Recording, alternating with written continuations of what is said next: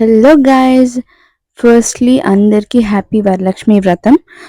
నేనైతే ఈసారి మమ్మీ వాళ్ళ ఇంట్లో చేసుకున్నాను. అండ్ ఆల్సో ఏంటంటే ఇది నా ఫస్ట్ వరలక్ష్మి వ్రతం అనమాట. నేను చేసుకోగలుగుతానో లేదో అని అనుకున్నాను. ఎందుకంటే నాకు డెలివరీ జస్ట్ 2 మంత్స్ అయింది కాబట్టి ఇంకా అమ్మవారి మీద భారం పెట్టేసి చేశాననమాట. సో, ఫైనల్లీ చాలా సక్సెస్‌ఫుల్‌గా కంప్లీట్ అయింది. చాలా మంచిగా చేశాననమాట. ఇంకా 5 మెంబర్స్‌కి తాంబూలం ఇవ్వాలంటారు కదా!